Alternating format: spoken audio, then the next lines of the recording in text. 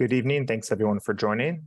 We're just going to wait a couple of minutes to make sure folks can log in, and then we're going to start this webinar on federal student loans and changes going on at the federal level and everything you can do to take advantage of it over the coming months. So thanks so much for joining. Just wait 1 or 2 more minutes while folks join.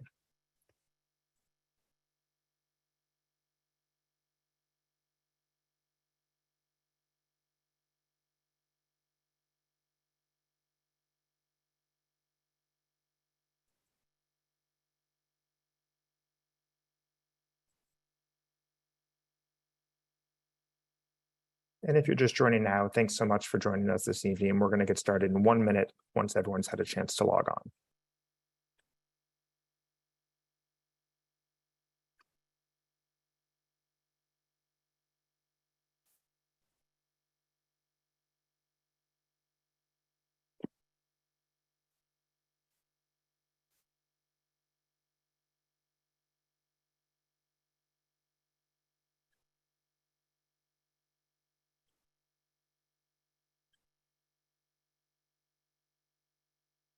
Okay, thank you everyone for joining tonight's webinar on federal student loans, public service access and cancellation, and other important updates.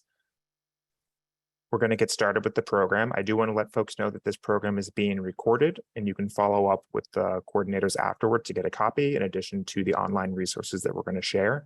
To kick things off, I'm going to hand things over to the Women's Caucus President, Delegate Leslie Lopez, who convened everyone here tonight and wanted to make sure we could provide this content to you all. So Delegate Lopez, over to you. Sure. Thank you, Winston. Hello, everybody. Good evening. Thank you for joining us. My name is Delegate Leslie Lopez. I represent District 39 in the Maryland General Assembly, and I have the great honor of being president of the Women's Caucus. And student loan debt is 100% a women's issue. 2/3 of all student loan debt is held by women. And so I wanted to make sure that we were using our platform to provide as many resources as we can to folks in the community, both women and men. People in Maryland will hear about Maryland specific details, but of course, most of these programs are federal. So people who are joining us from DC and Virginia will find this useful too. You're going to hear from 2 people who are national experts when it comes to this. Winston, he's going to be providing a lot of information from Student Borrowers Protection Center. But first, I want to introduce you to Kat Hyland, who I've worked with for about 4 years on student loan debt legislation and various capacities. And now she's with the Attorney General's office. So thank you, Kat, for being here. Thank you, Winston, for being here. Thank you for everyone. I hope you find all these resources very helpful. I'm going to stop talking for the rest of this evening so you can get all these valuable resources, but my contact information will be dropped in the chat for any follow-up questions. So thank you all and have a great evening. Hi, everyone. Thank you for listening to me tonight.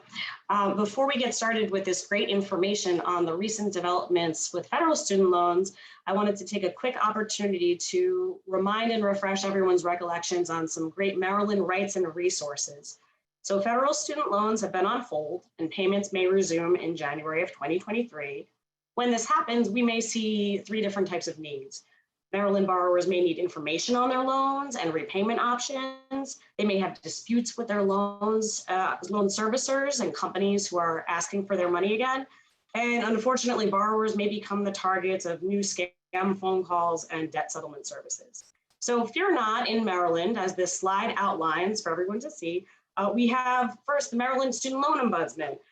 This individual helps borrowers resolve issues and can mediate issues between borrowers and servicers. Also, the ombudsman can refer issues over to the proper state enforcement agencies. And don't forget, the ombudsman can help you with both private and public, aka federal student loan debt. So don't hesitate to call or file a complaint there. Second, my office, the Consumer Protection Division at the Maryland Office of the Attorney General, investigates unfair, abusive, and deceptive practices. We also work on national consumer protection efforts related to student loans too. So while I'm going to turn it over in just a second so you can hear the great presentation that the Student Borrower Protection Center has planned for you today, I want your takeaway from me just to be these 3 things. That first, in Maryland, by law, we have a student loan ombudsman. That second, borrowers or your constituents who are borrowers have certain rights rights to not be treated unfairly by their servicers, and rights to get information from their servicers. And that finally, please don't hesitate to file a complaint with either the Student Loan Ombudsman or with the Maryland Office of the Attorney General Consumer Protection Division. And I've included the links here too. Finally, also just don't forget, so it stays on everyone's radar, we have some Maryland programs too that may help borrowers based on their occupations and with tax credits. So I've listed the names on this slide there for everyone's resource too. So thank you very much. And with that, let's get to the great information we're here to hear tonight. Great. Well, thank you so much, Delegate Lopez and Kat, for welcoming everyone here, and also just for convening this and for all the work you've been doing for folks in Maryland. So my name is Winston Berkman-Breen. I'm the Policy Counsel with the Student Borrower Protection Center. We're a national policy nonprofit organization. We do a number of things, but we also advocate for borrowers to enforce their rights that exist, to get cancellation, to make cancellation programs work for the populations they are intended for, and really whatever your issue is with your student loan debt, to fix the system to resolve that issue. So in a moment, I'm going to share my screen, and we're going to go through a slide presentation. It's going to last about 30 to 40 minutes, and we're going to cover 3 main topics. I'll do that now so you can see it. I do want to make clear, though, that we're going to have time for questions and answers at the end. My colleague Chris Hicks is on the line with us, and he will be helping with that process. So here's the agenda we're going to cover tonight. Federal student loan debt cancellation announcement. You may have heard about this a couple weeks ago. We're then going to talk about Public Service Loan Forgiveness Program, which is a long-standing program that's had a lot of issues over the years, and there's a special eligibility period we're in right now for certain borrowers to get access to cancellation through that program. We're then going to talk about payments resuming after almost 2.5 years of payments being paused at the federal level, and then the Q&A. This is a lot of content. We're mostly going to focus on the public service loan forgiveness component because there's the most to say about that, as you'll see. And throughout, there's going to be some level of intentional repetition and redundancy, right? This can be very overwhelming. This can sound like a lot, but I really assure you that at the end of this, we want you to feel confident that you know what your specific concrete next steps are.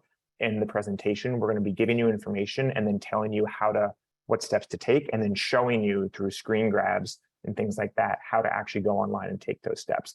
This presentation is being recorded. We can share the slides afterwards, and we can also direct you to some online resources that have identical information, including some short video tutorials to walk you through each of the things.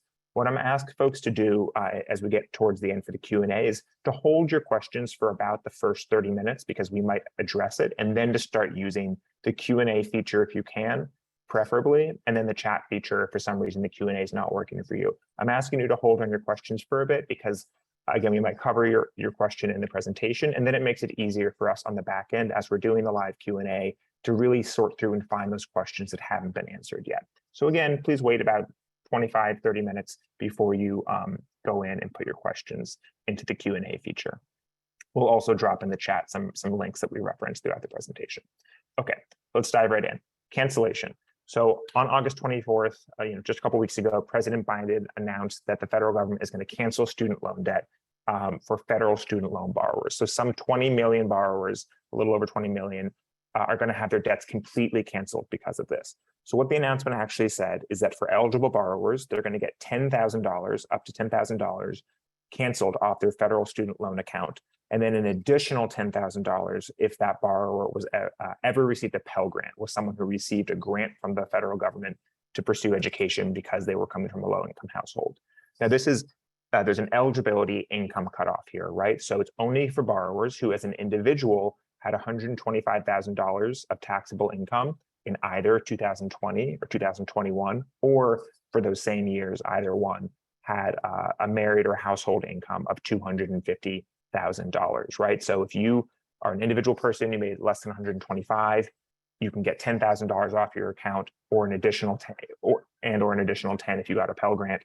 If you were in a household that made less than 250, same thing, 10,000 and an additional 10 if you got a Pell Grant. It runs through the individual borrower. So if you're in a household and making less than 250, and the other people in that household will also qualify, and you each got a Pell Grant, that can be cumulatively $40,000 for that household. But we're looking at the individual person to figure out their eligibility and how much they can get off.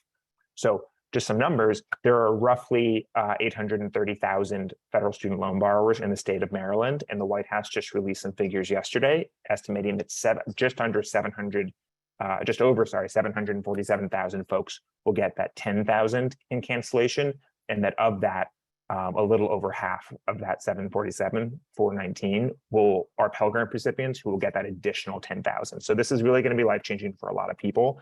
But to sort of round this out, it's not automatic, right? Folks are going to have to apply, but the application is not available yet. So they made this announcement, but there's nothing you need to do right now at this moment. If you want more information, you can go to studentaid.gov/debt relief. That's on the screen in front of you to get more information, including signing up for an email from the federal government when the application is available, which will probably be in the middle of October, so in a couple of weeks. So you have to apply. The reason you're applying is you have to attest or sort of affirm what your income was during those years. They can't get this data automatically from the IRS, so folks have to apply. Now, for any federal student loan borrower, you can get this forgiveness, but for a subset of them, you're going to have to do an additional step as well. And this additional step is going to be a common theme you're going to hear tonight about public service loan forgiveness and other programs as well. The federal student loan landscape is very diverse. It's very complicated. There's different types of federal student loans. Some federal student loans are owned by the federal government, as you'd expect. Some federal student loans are actually owned by private banks, which you wouldn't expect, but that's sort of how they used to do things, and those loans are still out there. So the bottom line is if your loan is owned by the federal government, you can just do the application. That's the only step you have to do. If your federal loan is not owned by the federal government, it's privately owned, you have to convert it and sort of change it into a federally owned federal loan. We're going to talk a lot more about that in a couple of slides for the public service loan forgiveness. The shorthand way to know whether or not you have to take this extra step is whether or not you've been receiving the payment pause since March of 2020. If you haven't had to make payments on your loans for any point over the last 2.5 years, and you didn't ask for that, it just automatically, you didn't have to make payments, you don't have to do this additional step necessarily. If you have been making payments, or for a certain part of the time you've been making payments, you likely do. Again, you don't have to act on this stuff immediately, but you are going to have to figure this out before you ask for cancellation. And the information we're going to show you for the public service loan forgiveness is the same info you'll use to figure out this step too. So it'll all come together. So in a moment, we're going to talk about public service loan forgiveness. So I just want to emphasize that this cancellation is exciting for about half the student loan borrowers in the country. It will eliminate their federal student loan debt. But for other people, $10,000 or even $20,000 off isn't going to make much of a difference. If you have $80,000, $100,000, $200,000, 10 or 20 is not doing it, which is why public service loan forgiveness and other cancellation programs are still important, because they'll cancel the entire balance that you have if you qualify. So that's why we're going to spend so much time in this presentation on those programs, on that program in particular. And finally, if you've made payments during the last 2.5 years during the payment pause, you didn't have to make payments, but you voluntarily did because you wanted to lower your balance, you can ask for a refund of those. That's always true, but now that there's cancellation, it might make sense for more people to ask for a refund. If you have a lower balance on your loan, you're a couple $1,000s away from having it totally canceled, and you've made a couple $1,000s or totally paid off, and you made a couple $1,000s of payments over the last 2.5 years, it might make sense for you to request a payment by calling your servicer, because if you get that refund and your account balance goes back up, right? Because the payments you made on that balance are going back to you, so your balance will go back up. You might then qualify for that $10,000 or $20,000 and have the whole thing paid off. So that's a way for you to get this cancellation, but also to get some money back in your pocket. As always, though, my final point on this, beware of scams. You might already have gotten people calling you about the Biden loan cancellation, loan forgiveness, right? This is a ripe territory for scammers. You heard from Kat Hyland from the Attorney General's office. You should definitely reach out to them if you start to hear from scammers. Delegate Lopez has been a really strong advocate for stomping out this kind of practice. So, don't be very, very cautious. Don't expect the federal government to call you about this. Once the application is available, you're going to have to affirmatively go and take advantage of it. So be very careful in terms of scammers for this. All right, so that's the cancellation part. I know it's quick, but there's just not so much to say or do about it right now, right? So we'll be following up with everyone, and you should keep an eye and ear out for when that application is available in a couple of weeks.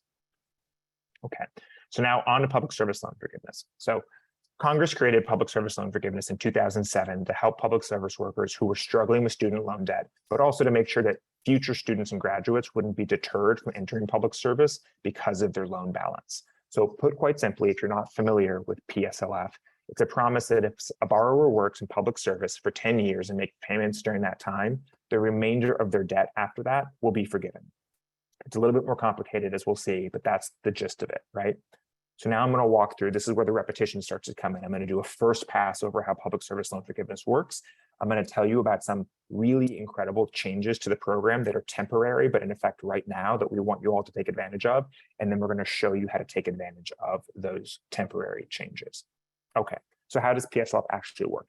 So there's 4 specific criteria. I'm going to list them here and then go into each one of them. Again, intentional repetition here. We want to make sure that if it's the first time you're hearing about this, you can absorb it, and then you can hear it the second and third time and really understand and own it. All right, so first you need to have a direct loan. That's one of several federal different types of federal student loans. So you want to have a direct loan.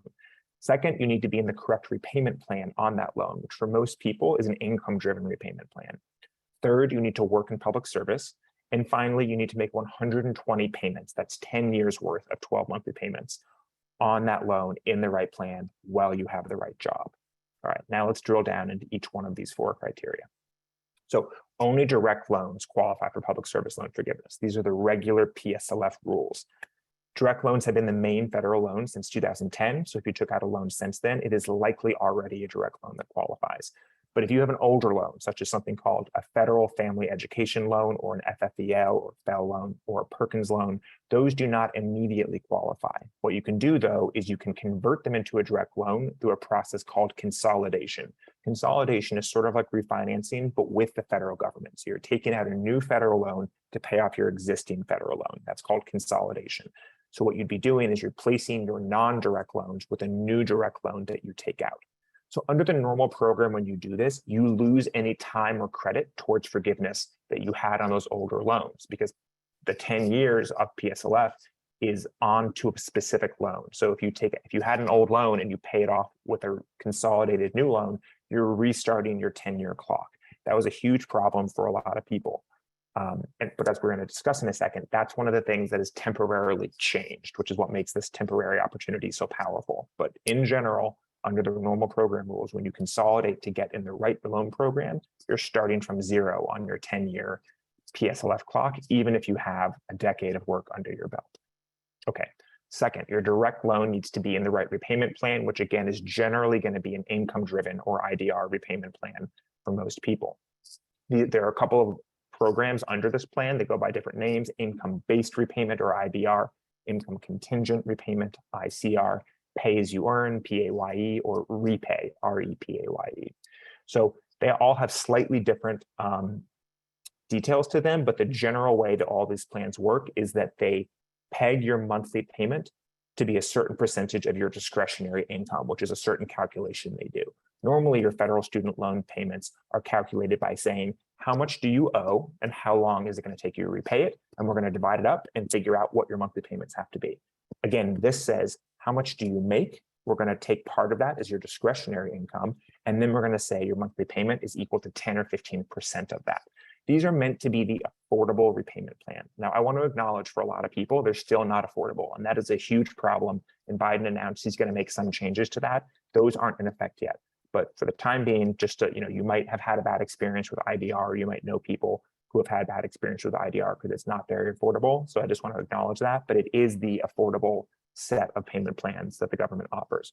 Another thing that you may be familiar with from IDR, or may know people who've had bad experiences, is because those monthly payments under IDR are lower for most people than the regular payment. They can be as low as $0 if you are a low income borrower or a lower income borrower. Sometimes those monthly payments don't cover the monthly interest that accrues. What that means is that the interest will stack up in your account. It'll grow and grow and grow. And this is what leads to those stories you hear about, or maybe this is your personal experience, where you suddenly owe more than you borrowed. It's been 10 years and you've been making payments and your balance hasn't gone down. This is a feature, not a bug. You aren't doing anything wrong. The government is saying, here's what you owe us. You're paying it and your account balance isn't going down. Now, because of this, these programs all have a feature where after 20 or 25 years, your debt will be forgiven. Otherwise, you'd be stuck forever in this trap, right? In this debt trap. Again, I want to acknowledge 20, 25 years is still a really long time, but that is the release valve at the end of it. Now, for our purposes, PSLF is 10 years. So even though these IDR plans can lead to 20 or 25 years of repayment, they won't for people who are pursuing PSLF because they have a public service job. But I just wanted to acknowledge that this is not an IDR presentation, it's a PSLF presentation, but these plans are complicated and you might have personal or family or friends experiencing those complications. Okay, so that's the second thing. Be in the right repayment plan, mostly going to be IDR for most people. Third, to get public service, you have to work at public service loan forgiveness, you have to work in public service. So the focus is on your employer, not your role. It doesn't matter what you do, it matters who you work for.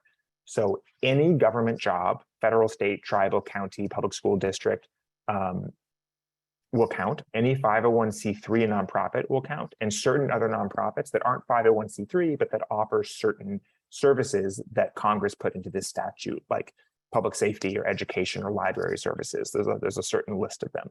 So doing anything for any of those qualified employers will make you eligible based on your job for public service loan forgiveness. You still need the right loan, you still need the right payment plan, but your job is, those are the basis for that. You also have to be full-time, which is currently defined as the greater of 30 hours a week, or greater if your employer says that something else other than 30 hours is full-time. So if your employer uses 35 hours a week as full-time for their benefits or something like that, traditionally you've needed to hit that 35 hour to be eligible. Now the federal government is actually in real time, like last week, this week, real time figuring out a switch to get rid of that discretion and just to say 30 hours across the board is all you need.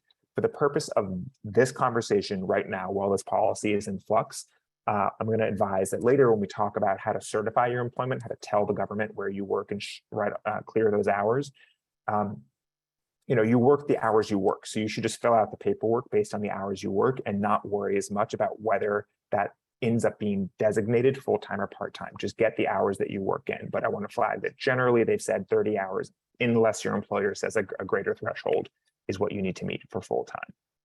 Okay, so that's the third requirement.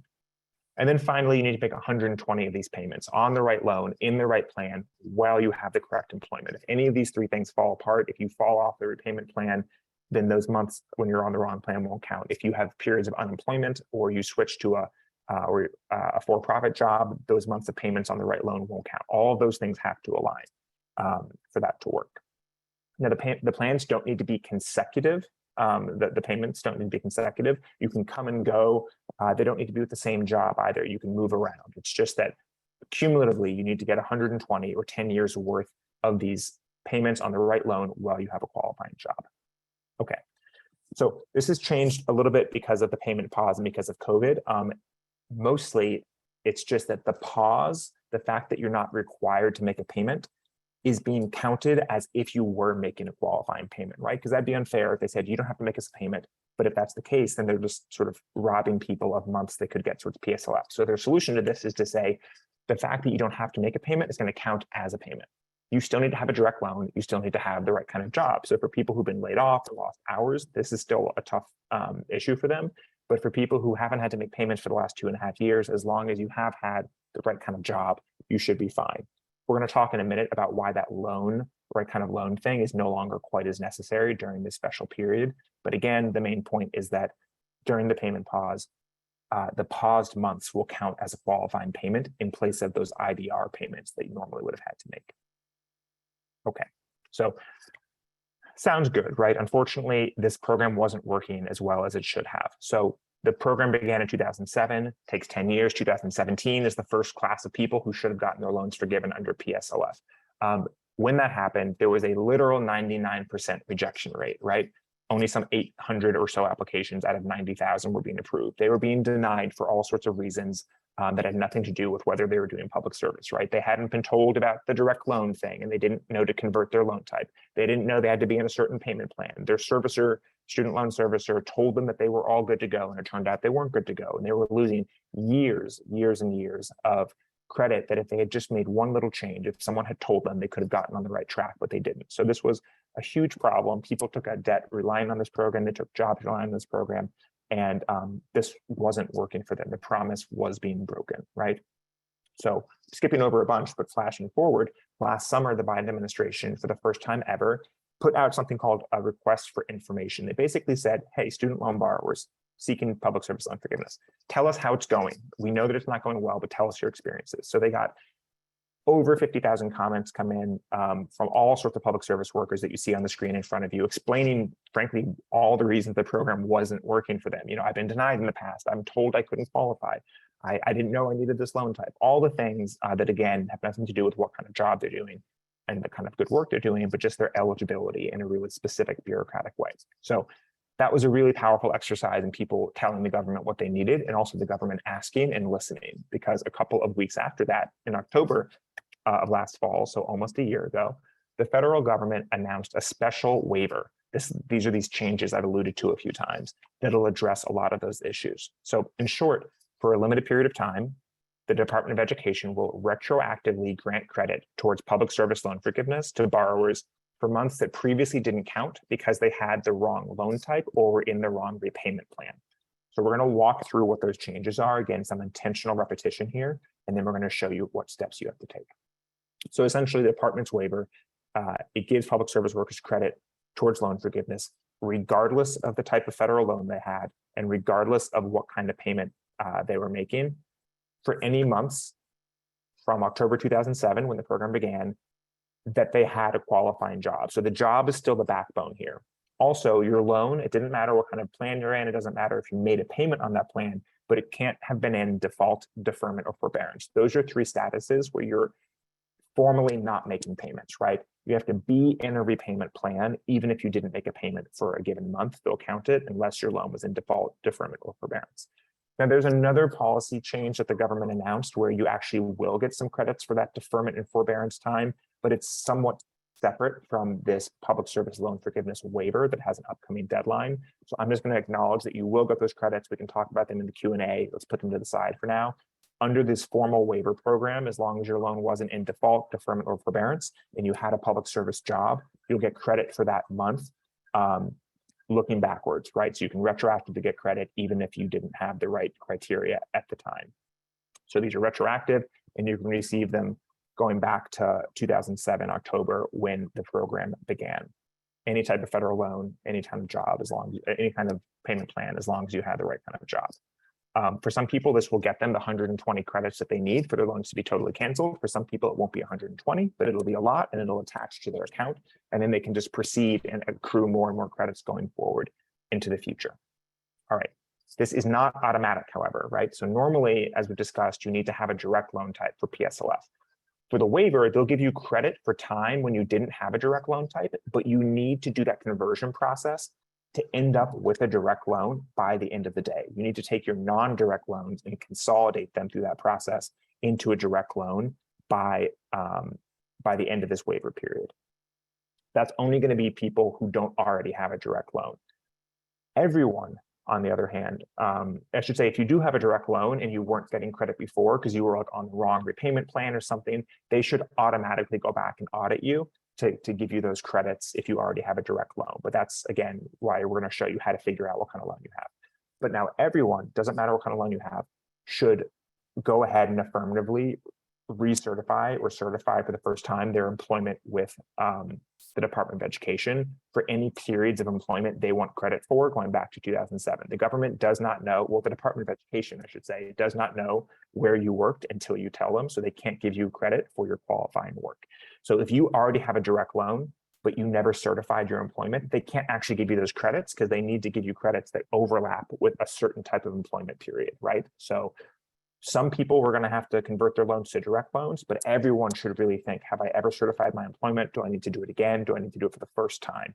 And they need to do that by the deadline. So the deadline is October 31st. That's just in 5 or 6 weeks from now. That means that anyone who's got to change their loan type through consolidation and or certify their employment with the department has to do it by that deadline.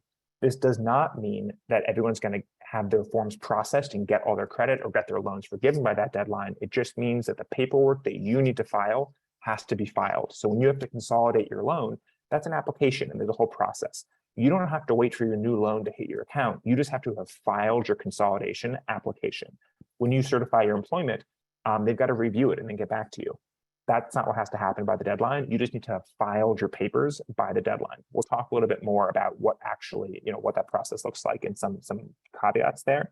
But again, the bottom line is They will process all of this deep into 2022 and maybe even in 2023. And that's frustrating that that's going to take time, especially when payments are going to resume at some point in that period. But to make sure you get this benefit, you have to do those two things, file your paperwork for each step by the October 31st deadline. Now, this is going to make a real difference. So before the waiver, so up until October of last year, only 16,000 people in the country had gotten PSLF cancellation. We estimate that 9 million people have the kind of job and have student loan debt that should qualify them. Today, I checked the numbers before we jumped on, it's up to 190,000. So in less than a year, it's gone from 16,000 to 190,000. It took 14 years to get to 16,000, and in less than a year, it's jumped by what, almost 170,000 or more to get to where we are today. So in March of this year, that's the first time they started breaking this data down by state. So that's the first time we can say how many people in Maryland got this. In March of this year, after the waiver was announced, it was 3,290. As of today, it's up to 5,510 in Maryland. So that's almost 2,000 more since March. We estimate that there's almost 200,000 people in Maryland who have the right kind of job and have federal student loan debt. So there's still work to do, right? So this doesn't mean that everyone's going to get cancellation through this waiver. You still have to have had 10 years of that qualifying work, and it's not clear that all 200,000 people in Maryland with federal student loan debt and the right job have 10 years of that job and payment. But clearly we can get more than just 5,500 people in Maryland to get their loans canceled, right? So we need to get the word out. I'm about to pivot and show you how to do all the things you have to do, but then we're going to ask you to tell people in your community, tell your coworkers, tell your family, share this knowledge, share the wealth, right? So that we can get that number really high before Halloween when the waiver ends and it goes back to the regular program rules. Again, you'll keep your credits through the waiver, but then you'll have to proceed under the regular program rules. Okay, so with that in mind, there are three things we think everyone should do. You should figure out if you have ever worked for or currently work for a qualifying employer, figure out what kind of loan you have and if you have to change it, and then certify your employment if you haven't done so or need to do it again. So now we're going to walk through each of these. So confirm your employer. Nothing about this requirement has ever changed. You need to have a qualifying employer. Again, that's government, all 501c3s, and then certain other nonprofits that offer certain services but are not technically 501c3s. For-profits don't count. If you were working for a for-profit firm, it doesn't count. Even if you're working for a contractor for the federal government, if your employer is not a government or a 501c3 or other nonprofit, it doesn't count. And that's frustrating, but that's just a feature of the program as it exists today. There is a database that the federal government maintains where you can search your employer and see if it pops up as an eligible employer. This is not a comprehensive database, it's a historical database. That means that they only list people, organizations whose employees have already applied. If you're the first person from your organization, you might not get a response that tells you that yes, they're qualified, or it might say you have to wait and we'll let you know. But again, if you work for government 501c3, you definitely are eligible as long as they're your actual employer. If you're a W-2 employee, not a contractor, you should be good to go, and you shouldn't wait because the government's website says something that doesn't sound wrong. There's no downside to applying and getting rejected. It is not, it's not a crime. It's not a representation. You're just applying, and if they make a correct determination that you're ineligible, not a problem. If you apply and they make an incorrect determination that you're ineligible, you can appeal it, but you'll have gotten in by the deadline. So it's definitely worth applying if you think you have or currently work for a government or 501c3 employer. So step two, what kind of loans do you have? Again, if you have anything other than a direct loan, you're going to want to consolidate to make sure that those loans become eligible and get all the credit from the time that you had them without having to restart. Remember that's what's so special about this waiver is you're not going to restart the clock in terms of consolidating and having to start over on zero payments on your loan. If you have already consolidated your direct consolidation loan from before, the same is true. Anytime from, you don't have to consolidate during this period only. If you had consolidated 5 years ago, the time from before 5 years ago will now suddenly be counted as long as you certify your employment for that. But you definitely want to make sure at the end of this period, you have a direct consolidation loan on your account and don't have those other loan types. And then finally, you got to certify your employment, right? All government, all 501c3 nonprofits, certain other nonprofits. The form to do this is called a PSLF form. It used to be called the employment certification form. It basically has you fill out your employer information when you work there, and then they have to sign, your employer has to sign it, and you submit it to the government. We're going to show you how to do that in a couple of slides. Okay. Great. So we just talked about the 3 things you should do. Now we're going to show you how to take each of those, right? Repetition is our friend here. We're going to show you screen grabs of the federal government's website and how to navigate that to do all these steps. All right. So first, how to check your employer type. So if you go to studentaid.gov, that's the federal government's main website for federal student loans. You're going to come here a lot for everything, so get familiar with it. This is the landing page. If you go to the red box to manage loans, the drop down will come down. You can go to public service loan forgiveness. Again, this is recorded. We can share slides, and our website, which we can put into the chat, also has all of these instructions. It's forgivemystudentdebt.org if you want to just write it down. Okay, so when you click that button, it'll take you to a tool that you can launch the public service PSLF help tool. They also just made an employer search tool that is, you don't have to log in for, but it's the same thing as the first step of the help tool. So one way or the other, and I recommend you log into the help tool for some reasons that we'll talk about. So the first step is to search your employer. You can see what that looks like here in front of you. You go add employer. You put in the employer's tax EIN number, employer identification number. You're going to need that. So you can either ask your employer, look on your W-2, or Google it, but definitely you're going to want that. So start asking them if they don't already publish it for you. Put in your start time and your start date and end date, or indicate that you're still working there.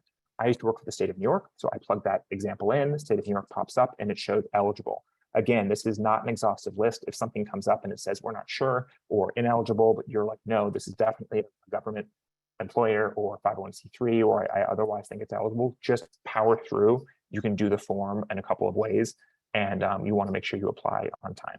So that's how you can confirm your employer, right? It's that simple. If you, again, know that you work for government, don't even bother with this step because you work for government. Same with 501c3.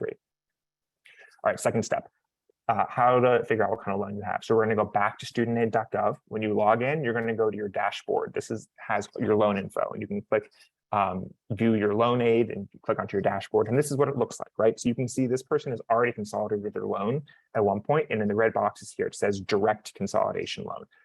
Any loan with the word direct is a direct loan. It's really that simple. Any loan without the word direct is not a direct loan. So in the box lower down, we see one Perkins loan. And that loan has a $0 balance, which suggests to me that it was one of the loans that was consolidated into the loans above.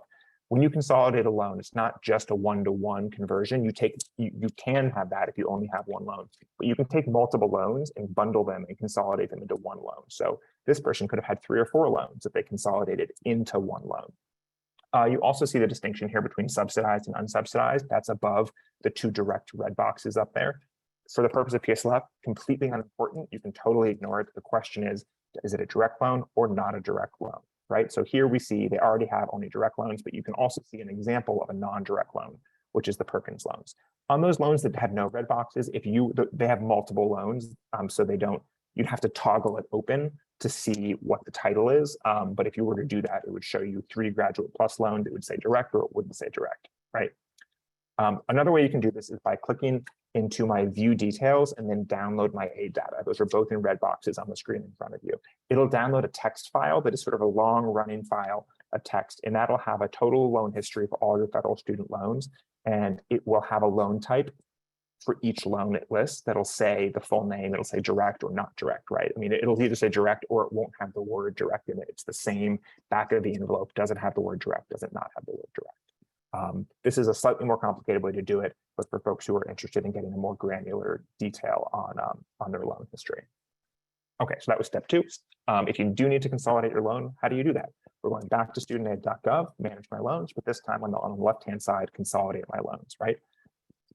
It'll launch a consolidation application. You can do this online. It takes about 20 minutes. It'll walk you through everything you need to do, selecting which loans you want to include, confirming the amount and the interest rate, selecting your payment plan and what servicer you're going to want for these. Now, your new loan should be the aggregate dollar amount of your underlying loans, and also is going to be a weighted average interest rate, right? So that means you're not going to refinance with like the current market interest rates. It's going to take the interest rates on your existing loans, and based on how many dollars are in each loan, it'll weight them with an average to give you your new one. So if you have a very high dollar low interest rate loan and a very low dollar high interest rate loan, your new single consolidation loan will be a mostly low interest loan, because the weight of those dollars from the lower interest rate loan are sort of dominating that. So you can't sort of use this to get market rates. This is just a reflection of what rates you already had.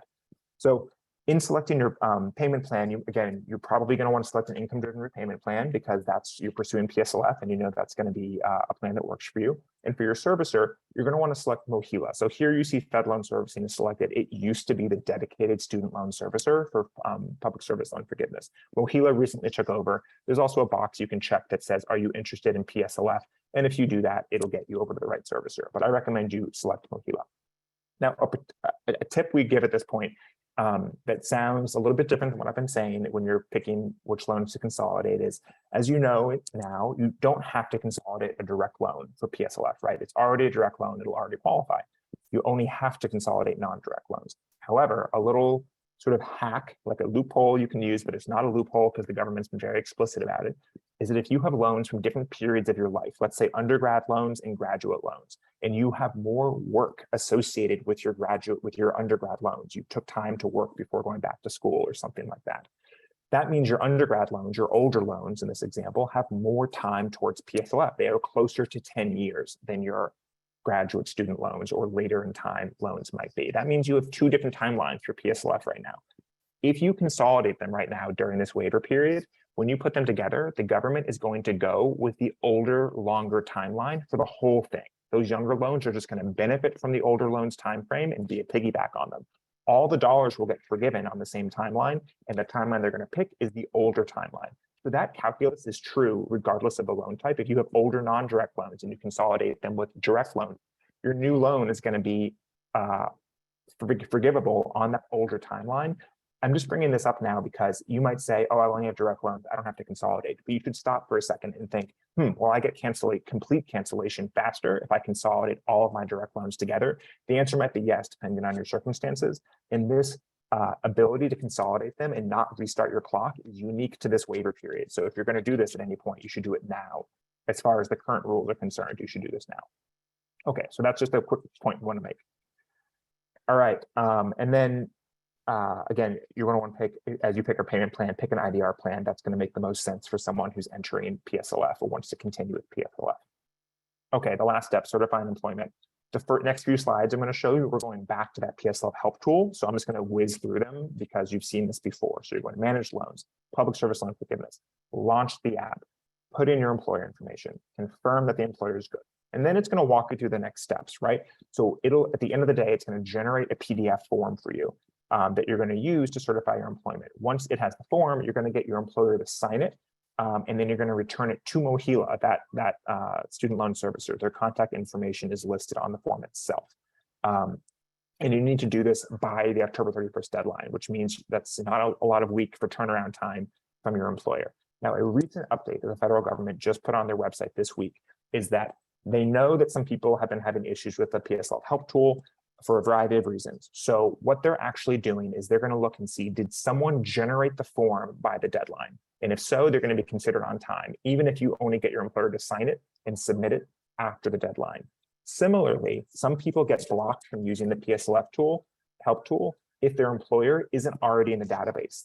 The government is saying, hey, we got to look into this employer real quick, come back in 30 to 60 days, or we'll tell you in 30 to 60 days that we've confirmed who your employer is, and then we'll give you the form and you can go get it signed. Again, they've recognized, well, that doesn't work, right? If we have like less than 60 days on this waiver to tell someone to wait 60 days. So they're saying, if you get to that point in the help tool, we say, thanks, hold on, we'll give you the form later. They're going to consider you on time. And once the form's available to you, you can get it signed and submit it and you'll be good to go. So that is what they've clarified. It's in print on their website. Still, I would say, go use the help tool, get the form and get it in as quickly as you can, but don't panic if you're using the help tool and you ultimately can't get it in by the deadline. However, some people might be like, I don't like that. That doesn't sound good to me, Winston. Like, I want to get this form in, I want to get it in, and the help tool is not working for me. You can go to MOHELA's website, also on studentaid.gov, but I think it's easier to find on MOHELA's website. If you go to this employer button, if you go to MOHELA's PSLF subpage, so you can Google MOHELA PSLF, make sure you're on their real website, not a scammer's website. You'll see this button for employers, and on the right-hand side, you'll see you can download the PSLF form there. Because you're not, and you can fill it out by hand and get your employer to sign it and submit it. Because you're not using the help tool, you will have to get this in by the deadline. Don't wait until don't download it before the deadline and submit it after the deadline. Download it, get it signed, submit it by the deadline if you're not using the PSLF help tool. If you're concerned about making sure you have the right form, You can look here on this slide, you can see that the form has a good through date, basically, that is beyond the deadline. And also, since Mohila only recently became the servicer for this, on section 7, which has the instructions for where to return the form, just double check that it says Mohila, which this example here does. So you're going to submit the form, and then what happens, right? This is the sort of typical process for PSLF, and it's not so different right now with the waiver. Mohila will look at your loan, figure out your eligibility, and then eventually, if you're not already with them, they will transfer your account over to them as the servicer. So they will become your servicer to manage your monthly payments, as well as doing your PSLF eligibility. They'll review your form that you submitted, and they'll send you a letter that says, thank you, here is your PSLF count. Eventually, Mohila is going to get their website up and running a little bit better. They should have a digital, like an online account counter for your PSLF eligibility. So you can check there as well. But you should expect a long waiting period after you submit these, and then eventually you'll get a confirmation from them with what your status towards the 10 years, 120 payments is. Again, people through the waiver are going to get results in rolling waves for months after the deadline. So don't panic if you hear about other people getting cancellation and you haven't gotten yours yet. As long as you do your steps by the deadline, that's fine. All right, now I'm going to do some common issues, and we're going to try to wrap things up to make sure we have some Q&A time. So don't submit sloppy forms, right? They will reject this form. If you ask your employer to sign something and they give it back to you and it's been edited and scratched out, give them a new form. Just don't do it. And it's frustrating that this is the case, but they'll reject the form and you'll be out of luck, unfortunately. Also, we see servicers telling people that you would be eligible for PSLF, but you're in a forbearance and you can't be in a forbearance. That forbearance is just the payment pause. And so you even see this letter here sort of acknowledging that. This is an inaccurate message. The government knows about this. It's sort of bizarre that the government is allowing their contractors to send out inaccurate messages, but this is the case. Don't leave the payment pause to get PSLF. You are fine. These months will count. You can disregard a message of that, suggesting that. The PSLF help tool I mentioned is a lot of bugs. A lot of people will hit sort of blocks and they don't know how to proceed. Just pick whatever path gets you to generating the form. It's the same form for everything. So you just need their help making the form. Just pick whichever option lets you proceed. If for some reason it's really not working, again, download the PDF form and fill it out and have your employer sign it and submit it by the deadline. Also, when people get their loans consolidated, as we discussed, normally that resets your clock on forgiveness, not so during the waiver. However, people are getting auto-generated letters after they consolidate from their servicer saying, thanks for consolidating, here's your new loan. It has 0 or 1 month's credit towards PSLF. See you in 10 years when you have enough credit, right?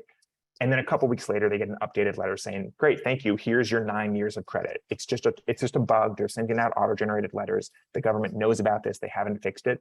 If you just wait, you will get your updated letter. I know that's very anxiety inducing. I'm sorry to be the bearer of this sort of frustrating news, but that's what that is. So don't panic if you get a letter like this. Similarly, Mohila has been sending letters to people this month saying, here's your payment count.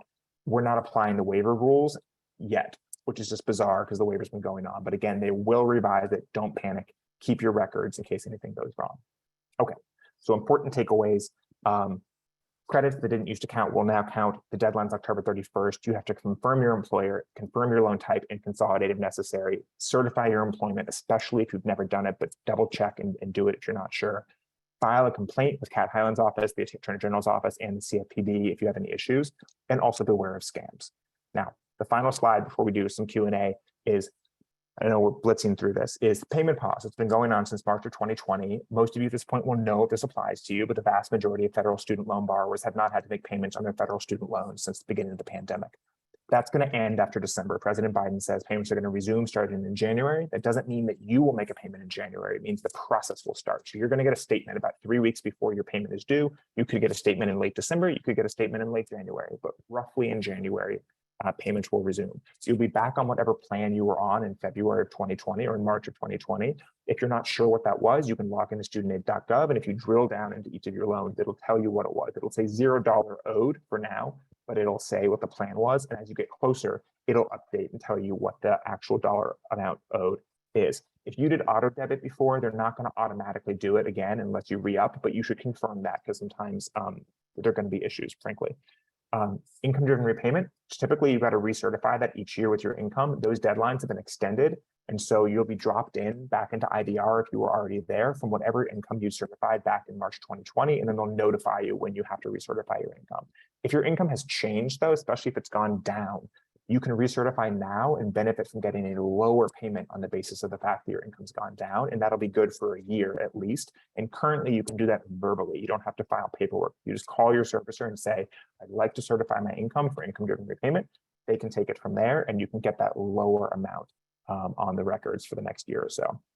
And then again, this reminder that if you're planning to get cancellation and you think that'll zero out your account, you want to be one of the first people to apply next month when the application comes out, because if it takes roughly 2 months to process, that'll coincide with payments resuming. So if you time it right, you can set it up so that your loans are canceled before you ever have to enter repayment again. All right, so I know we sped through some things there, but we're going to do about 10 minutes of Q&A. I'm going to stop sharing my screen. I'm going to invite my colleague, Chris Hicks from the Student Borrower Protection Center to join me. Chris has been doing a lot in the chat and just generally doing a lot across the country, across the board here. So we're in great hands.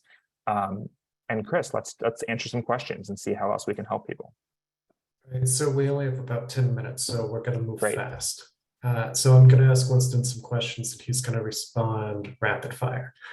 So Winston, can you apply for public service loan forgiveness while you're still enrolled in school? It's a great question. The answer is no, generally for 2 reasons. One, your loans have to not be in an in-school deferment status, right? So you have to be in a certain kind of status. In-school deferment doesn't count. Also, typically for most people, if you're still in school, you probably won't have the full-time employment that you generally have. Some people do. So if you're working full-time and going to school part-time and you want to get that credit, you then need to affirmatively call and say, I do not want my loans in school deferment. Please take them out and put them in repayment. But then you need to be in repayment. Great. Do Peace Corps service qualify for public service loan forgiveness? They do. And if when you were serving in the Peace Corps, you weren't making payments, this waiver, as well as an associated program that the government is doing right now that is not specific to PSLF, but will help your PSLF, will take care of that. So as long as you do this consolidation part, any Peace Corps time on your loan will eventually be credited with PSLF eligible credits. And then going forward, again, you're going to want to make sure you're in the correct, you're going to want to make sure you're in a repayment plan. They're going to announce new rules next year about how to actually do this most effectively with Peace Corps and make sure that even if you're in deferment for Peace Corps, that counts. But for the October 31st deadline, that we're talking about today, other than consolidating your loan, there's nothing you're going to have to do to make sure that you ultimately get credits for that time in the Peace Corps and certify your employment. Terrific. What if some of your employers are recognized by the PSLF help tool in the employer database and others are not? Should you proceed with those that are recognized while the others are being evaluated by the Department of Education and Federal Student Aid? And will the others count if the verification of employment is certified after the waiver deadline? Yeah, so you always have to certify your employment with different employers separately, and you're going to want to do all of them by the deadline. So if you have to wait for some employers, don't wait for the others. And again, if you're using the help tool and the help tool tells you, hey, you have to wait for these employers, that's fine. They will consider that on time. And as soon as they say to you, thank you for waiting, we've confirmed it, here's your form, get them to sign it and file it. But you definitely don't want to wait for the whole batch. You want to get them in on a rolling basis as quickly as you can. Terrific. Do Parent Plus loans qualify for public service loan forgiveness? And separately, do Parent Plus loans qualify for President Biden's student debt cancellation program? Great. So Parent Plus loans, if you're not familiar, are a federal student loan where you are the borrower, but the student is your dependent child or grandchild. So normally the borrower is also the student. Parent Plus loans are federal loans you take out for your dependent child or student. Parent Plus loans in general can qualify for PSLF, but for bad policy reasons that frankly have not been explained, they are not eligible for this waiver specifically. So if you have a Parent Plus loan and you only have a Parent Plus loan, there's nothing you can do before October to change this. A separate policy that has been announced, but no details have been given out next year, it might help you with this, but it won't help for the waiver. However, if you have a Parent Plus loan and you have loans you took out for your own education, you can consolidate them all together. And that new consolidation loan, the Parent Plus loans can sort of piggyback on it, like I was talking about the different timelines earlier. And that's a way to get your Parent Plus loans through the PSLF waiver. For a cancellation, they do qualify. It's not more complicated than any other loan. They are just a loan that can get cancellation if you are eligible based on your income. including the Pell Grant top-up. The next question, if you have a direct subsidized loan and a direct unsubsidized loan, are both of those eligible for public service loan forgiveness?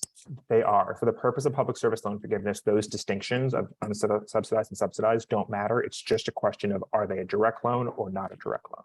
So they're both eligible, and there's nothing you have to do to change them to make them more eligible. If you had previously consolidated your loan through the government, but was recently notified that the loan had been sold to a new servicer, what should you do? So if your loan was, and Chris, if I'm misinterpreting the question, let me know, or you can just answer it as well. If your loan was just transferred between servicers from the federal government still owns your loan. And when you apply for PSLF and submit your form, you're going to be moved again to MOHELA, right? So at the end of the day, you're going to end up with MOHELA. It is not fun, but it is okay to be transferred. Like, nothing is inherently wrong. You should just make sure you track who's servicing your loans, who are the monthly payments going to and from, and make sure you keep records of any transfer that's going on. But as long as it's still a federal loan, you're going to want to, that's fine. You'll eventually get to MOHELA. If it's one of those federal loans that's privately owned, right, those are the kind that you're going to have to consolidate. Those are the ones that have not been benefiting from the payment pause for the last 2.5 years. Again, following the steps that we outlined is all you're going to have to do to benefit from all these federal programs. So I said I was going to connect these dots earlier from the cancellation and from PSLF.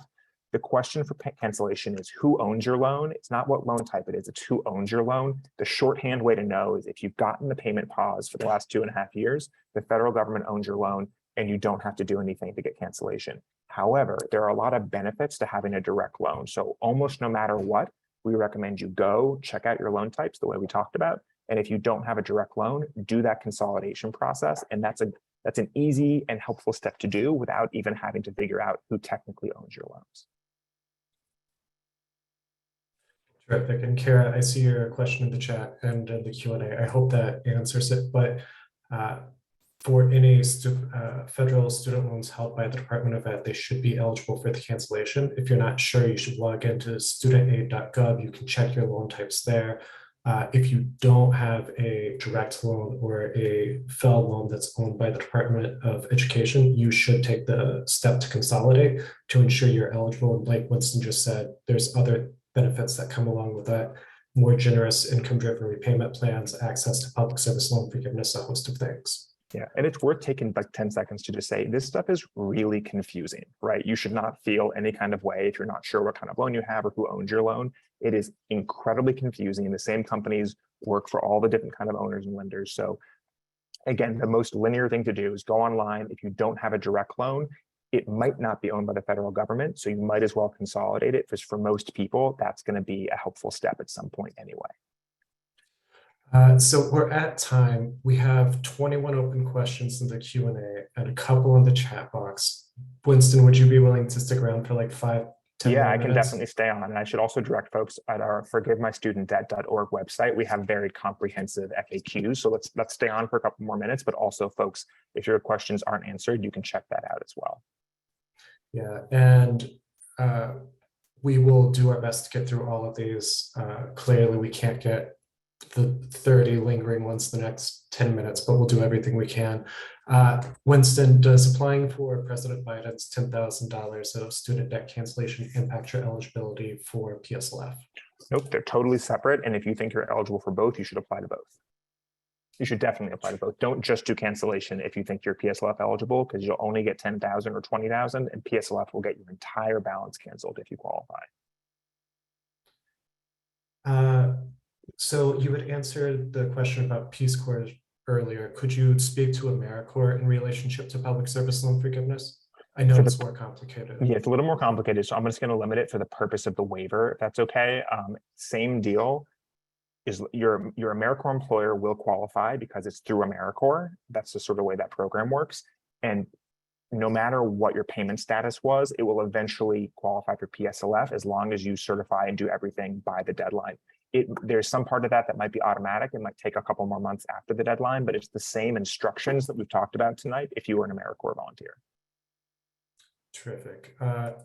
So if you have a loan with no net and it doesn't show a Pell Grant, is there any way that you can check to see if you would received a Pell Grant while you were in school? Yeah, so studentaid.gov, which we showed you some slides from, is the central repository database for all of these things. So if you log into studentaid.gov and you go to your dashboard, like we showed you, where it listed the loan types, it will list Pell. So if you had received a Pell Grant, it'll be listed there.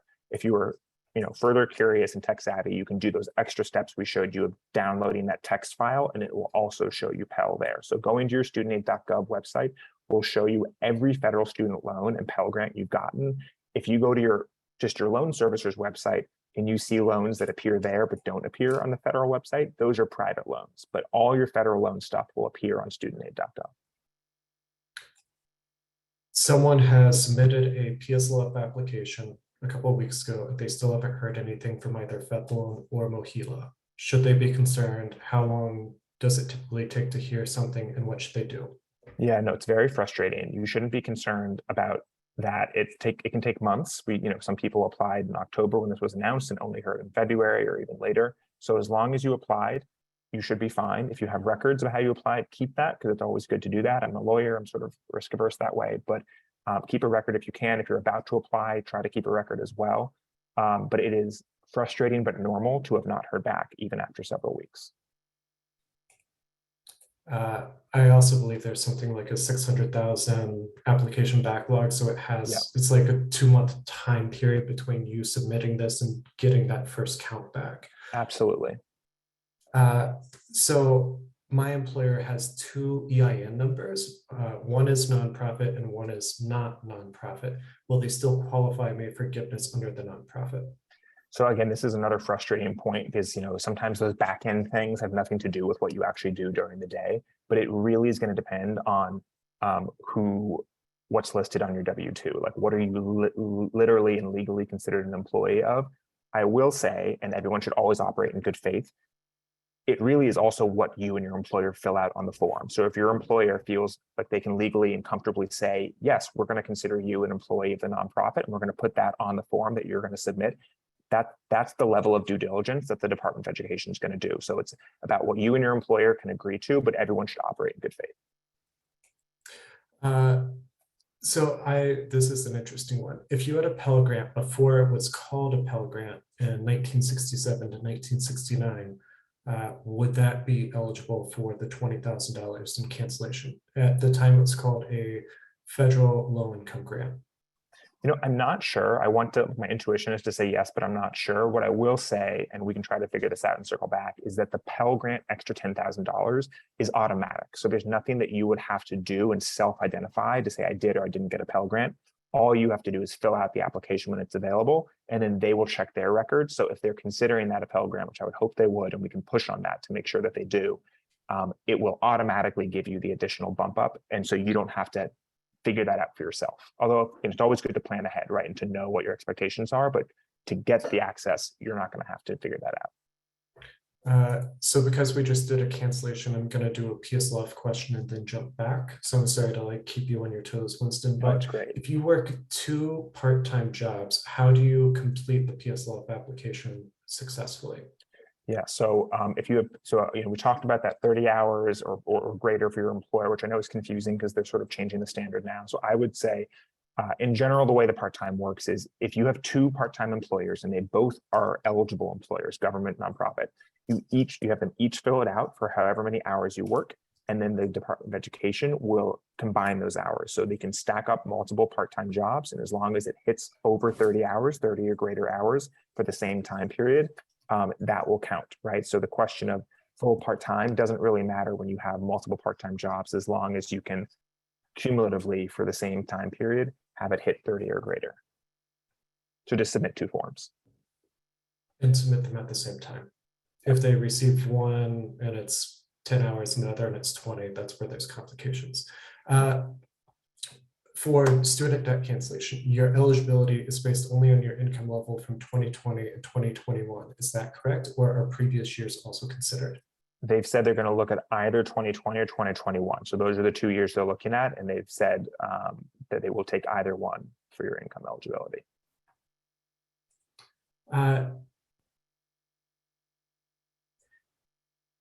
if you took out a Parent Plus loan and your child who you took the loan out on behalf of is still in school, will that loan qualify for President Biden's cancellation program?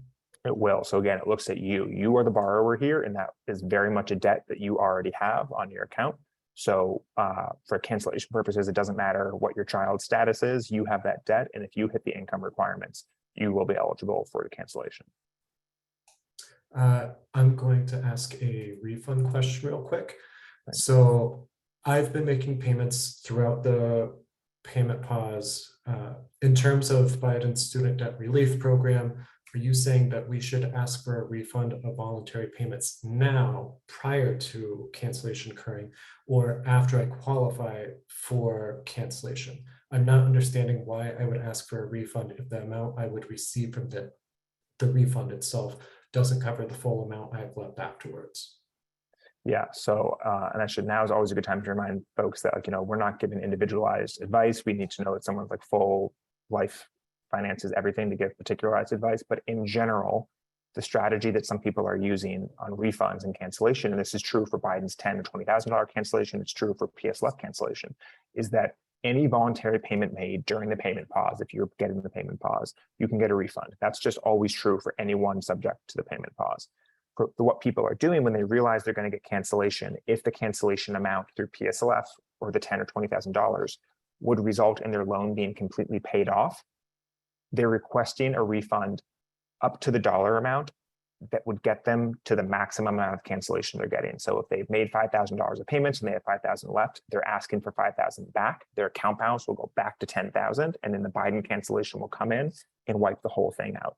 You have to do this before the cancellation. Once Biden's cancellation happens, your PSLF cancellation happens, it's done. The loan is gone. It's sort of an oversimplification, but the strategy is to get that money back in your account and then apply for the cancellation. It's also a good thing because if something goes wrong and for some reason you thought you were eligible, you weren't eligible, you still have that money in your account and you can just reapply it to the loan. Mostly no harm, no foul, right? So that is another thing people have been advising on the internet is when you do this, keep the money, don't immediately spend it until the whole thing is done and then proceed and you have that money back. Terrific. So it's 8 after. I'm just going to try and pick 1 or 2 more questions that have come up a couple times. And then if we've not responded to your questions, please visit forgivemystudentdebt.org. There's information both about public service loan forgiveness, both the waiver and the standard program. There's also an FAQ on student debt cancellation. So if we didn't answer the question here, you might be able to find the answer there. There's also a tool on the bottom of that FAQ where you can submit a question if it's not in there. So if we don't get to this now, please don't feel like this is a one and done opportunity. We will definitely do our best to follow up with you. So Winston, the question that has popped up a couple times is, will President Biden's student debt cancellation policy be directed towards principal, towards interest, or both? And if so, or if either, which order? Yeah. So, and Chris, you can correct me if I'm wrong on this because I know I've read it, but I don't want to misstate it. They generally apply towards interest than principal on loans. That's generally how the federal government applies payments. And I think that's going to be true here as well. So that's how that works. And I see someone has an equivalent question for PSLF. PSLF is just the whole thing. Any account balance, your balance will go down to 0, including principal and interest. So cancellation will be applied to interest first, then principal. PSLF is just the whole thing goes to 0 once it's hit 10 years. That's why there's that strategy of consolidating all your loans together so that they're all on the same timeline. And the final question I'm going to ask is, does volunteer work for a 501c3 count towards PSLF? Yeah, unfortunately, it does not. You have to be an employee. Currently, you have to be a W-2 employee. There's some work to expand that to being a contractor, et cetera. But volunteerism is super important. It's just not something that Congress included in the law about 15 years ago when they passed it. Great. So is that it, Chris, in terms of what our time is? I do want to reiterate Chris's point of like, if you have follow-up questions, there's a mechanism on Forgive My Student Debt to submit them. Delegate Lopez had put her contact information in the chat earlier as well, and we can try to follow up with you. I will say this is very overwhelming, but if you sit down with the resources on Forgive My Student Debt, we're going to send these slides in this webinar. For most people, if you sort of march through the steps as it's been laid out, most cases are going to be pretty straightforward. even if it is sort of stressful along the way. The final thing I'll say, in addition to thanking Delegate Lopez and thanking you all for spending time with us tonight, really, really, really tell your friends, tell your coworkers. It doesn't matter what role your coworker does, right? Any job with a qualifying employer is eligible for this. You never know who has student loan debt. It's a sort of taboo topic for too many people, unfortunately. So tell people about this. There is plenty of time. Someone could hear about this on October 20th and still do everything they need to do to benefit from it. And it really is very life-changing. So Chris, any final words you think we should add on top of that? Please visit forgivemystudentdebt.org. If you have other questions about student debt, our website's protectborrowers.org. There's some additional information about other initiatives that we're working on, and you can find some resources on income-driven repayment plans, different ways you can plug into local advocacy. Just don't give up. I think that's the number one thing I tell everyone. Like, this is a bureaucratic nightmare. It is. Like Winston has alluded to this a couple times, and why we reiterate things so often. It's not been simple for the last 15 years, and it's not simple today.